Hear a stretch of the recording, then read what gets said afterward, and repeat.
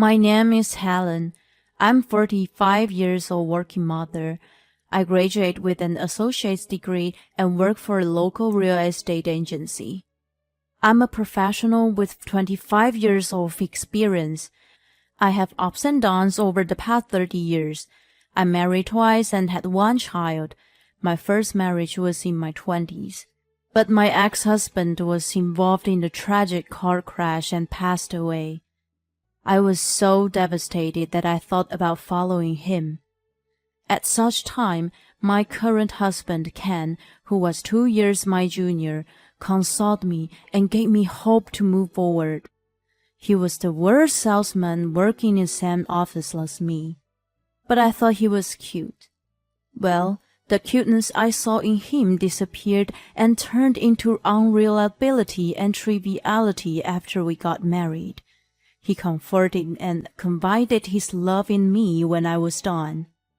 "I'm in love with you, Helen. Please marry me. I want to make you happy again." It was easy to be lured by his tenderness when I was in a dark hole. 3 years after my ex-husband passed away, I finally accepted his continuous proposals and was married to him. 70 years have passed since then. Although I wasn't able to have a child with my ex, I had a son with Ken. My son, Tom, was already 15 years old.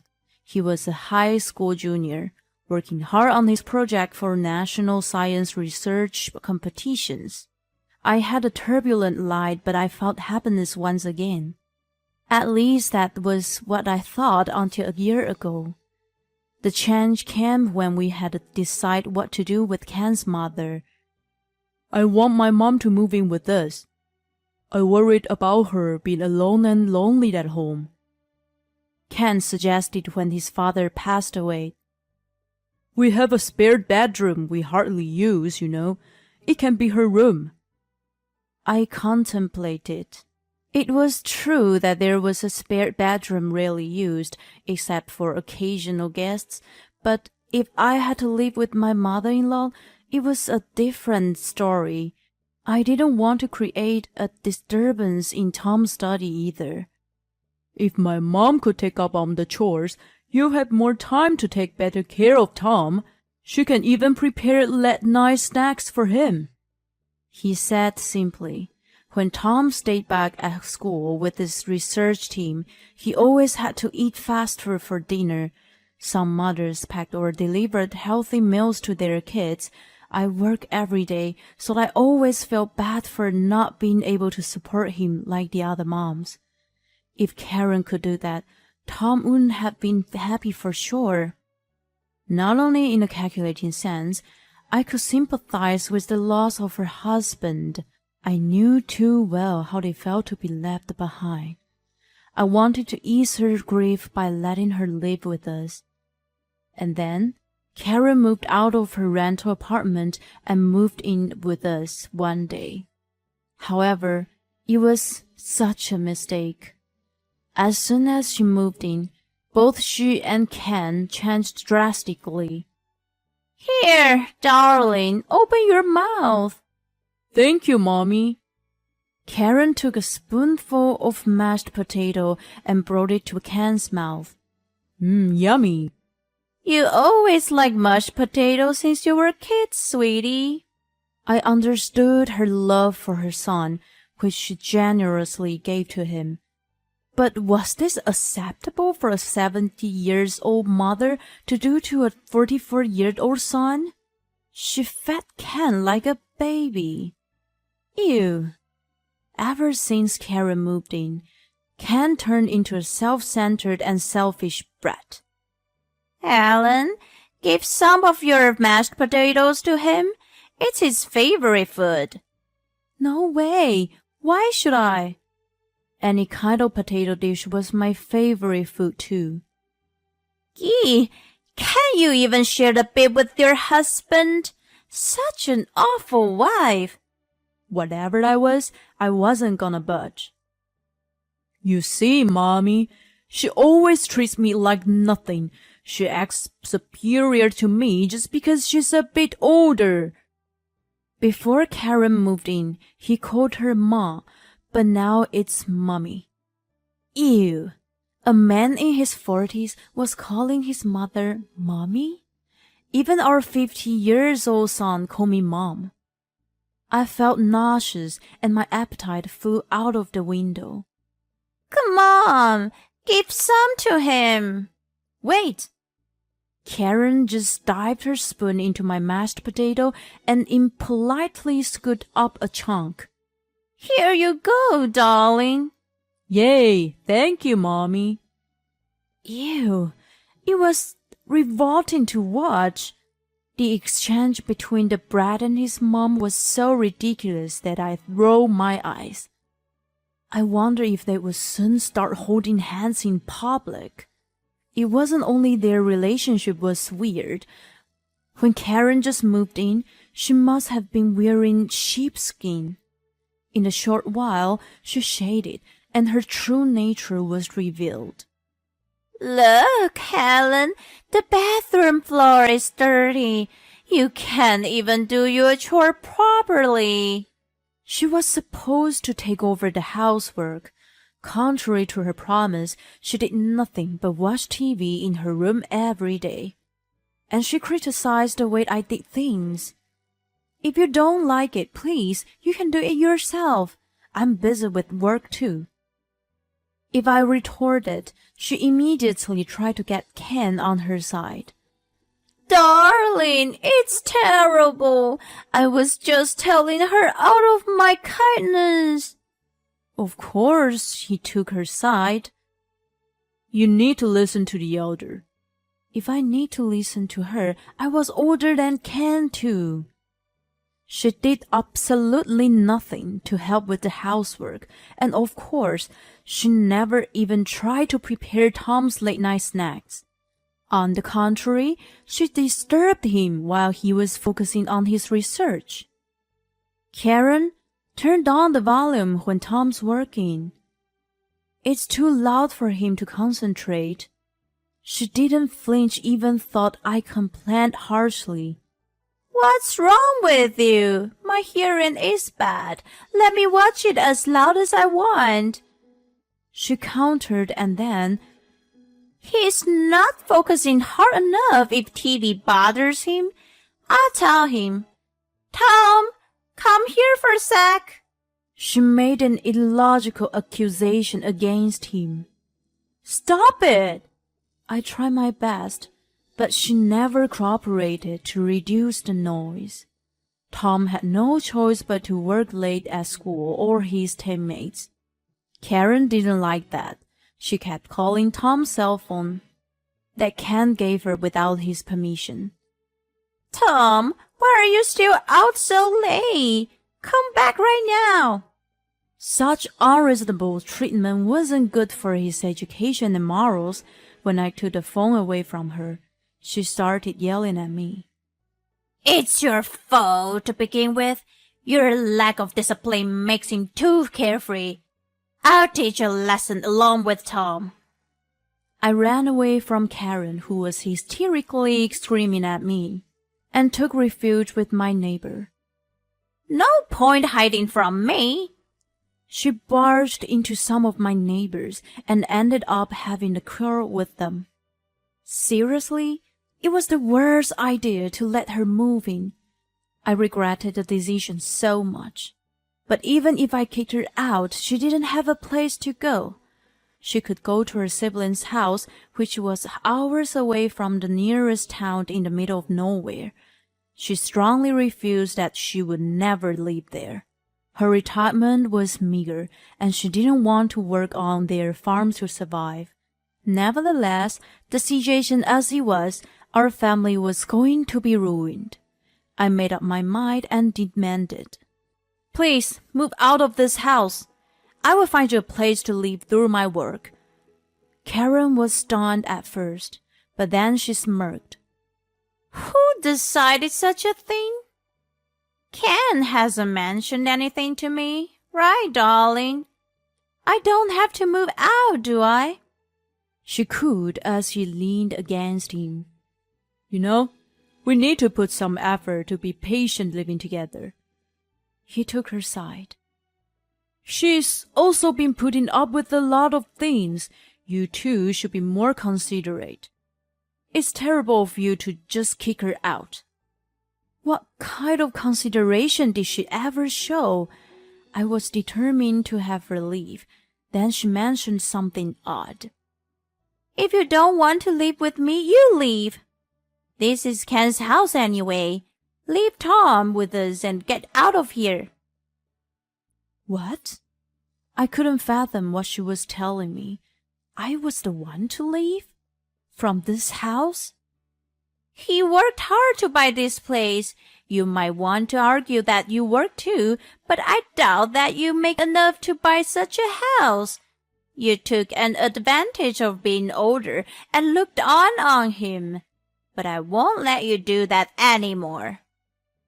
Ken was fidgeting next to his mother, who was yelling and spitting in my face. Darling, do you agree with me? Well... Before he could continue, she interrupted. Why do you think I let him marry an older and used woman like you in the first place? She suddenly changed the subject. Only to have you bear a child. Otherwise, I would have never agreed to this marriage, you ex-widowed used woman. She called me used? I couldn't believe it. Wait, how rude are you to call me that? It's the truth, isn't it, darling? I expected him to finally scold his mother, but it was wishful thinking. Well, Mom used to say I need to get married and have a son with whoever. To be honest, I did think it would be easier to lure a sad widow woman. He said without a care in the world. I would have preferred a younger girl, but she said it was better to have an older woman who was out of her prime. Are you serious? I was flabbergasted. The way he approached and proposed to me, everything was orchestrated by Karen? It didn't matter who, as long as she could be a tool to produce a child. Tom's already grown up, so you're not needed anymore. Leave him behind, and you get out of this house, she said triumphantly. I will discipline him from now on, and raise him to be an impeccable man. I saw my 17 years of marriage burn to ashes in my head. Ken's affection and Karen's kindness were all fakes. The realization devastated me beyond belief. I decided to get a divorce then. But before I could mention the word, something happened. Karen's relative passed away, and there was going to be a funeral. Her relative also lived in the middle of nowhere, so it was impossible to return on the same day. There were many customs in the area, and it was going to take at least a week to finish. Ken was able to take a paid leave even at the last moment of notice. Since he was the worst salesman in the company, there was no difference if he was there or not. Incredible. I was impressed in a weird way. Karen wanted Tom to come along, but this research team was having the final test on the model that week. I will bring him over once he is done. Well, I guess no other choice. You don't really need to come, though. As usual, her sarcasm never stopped. Tom will eventually inherit all the land, so he needs to meet everyone and learn the customs there. I thought whatever you say in my head and kept quiet. I was grateful for the greatest opportunity to act on my plan. Ken and Karen left to attend the funeral. 3 days later, it was the day of burial. Tom was done with his project, but we decided to stay put. Then I sent a text to Ken during the funeral. I'm divorcing you. Tom is coming with me. Goodbye. I guessed He was too surprised to understand the seriousness. Triple question mark. And only replied with 3 question marks. Karen called me 4 days after the text. Hello? Are you guys back? You were gone for a bit longer. I answered. Where are you? She started ranting right away. We can't get in the house. Have you changed the lock while we were away? They were flustered to find that their key didn't open and locked outside with their baggage. I responded calmly. That's right. I changed the lock. I can't let weird people get inside freely, you know. My spiteful tone irritated her. What do you mean? Are you saying I'm weird? She was outraged. Not only you, but Ken too. How come no one is at home? Where's Tom? He's studying next to me. It's a small apartment, but he says he can concentrate better without the noise. Tom was taking a break at that moment. He had to take a proper rest to study hard. I wasn't gonna be fastidious about it. We already moved out. It's so convenient to work for a real estate company. We found a nice place we could move in right away.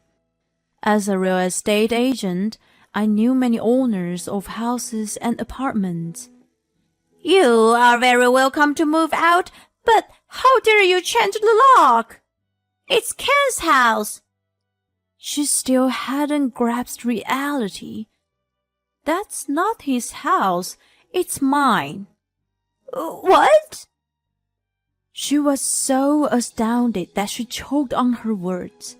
The 3-bedroom house was too big for a single person, but perfect for a family of 3. We were living in harmony until Karen came along.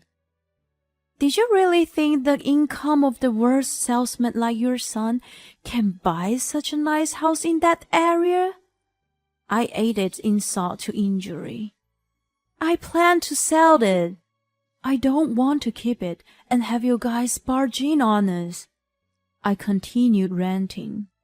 Karen had lost her words after I called her son the worst salesman. He'll receive divorce papers in a few days. Even if I ask for alimony, he won't be able to pay up with his low salary. Let's just get it over with quickly. Then she said something unexpected. Yeah, right. You don't understand, do you? When a couple gets divorced, their assets must be divided between them. Half of the sales will go to Ken. She tried hard to keep her wits about her. Karen, I don't have to share the assets I had prior to the marriage. I laughed at her shallow wisdom. I voted with my ex-husband's life insurance. She was speechless at this unexpected provision of the law. Do you get it? That's that, then. I was about to hang up when stubborn Karen started screaming. Then return Tom to us! I'm not giving up the custody of my only grandson. I turned the speaker on and let Tom join the conversation. Hey, Tom, your grandma says she wants to live with you. She says you can take her inheritance. What do you want to do? He threw a magazine he was reading and said, No way, I can't. That's out of the question. She and Dad are really weird. I shudder to think what she would do to me if I became the heir of her family. I turned the speaker off and said, Here you go. He doesn't want to be the heir, so please find someone else. Although a son like yours, over 40, low income, and mommy's boy, will have a hard time finding a woman. Well then, take care. Ken and I got divorced. The lawyer I hired through my work connection managed to collect a good amount of child support in one lump sum. Ken supposedly consulted with different lawyers, but all had refused to take the case. It wasn't the kind of case he could have won in the lawsuit, and everyone knew he was the worst salesman. The house was sold on good terms using the full advantage of my career. Ken and Karen had lost their house. Ken shed Mommy's boy and no longer lived with Karen. She had no choice but to move to the middle of nowhere and was forced to work on the farm. I hate Paige the most in the world, she used to declare, and I felt good to imagine her crying every day. I'll continue to work hard until my retirement. A good life with a full pension is just around the corner.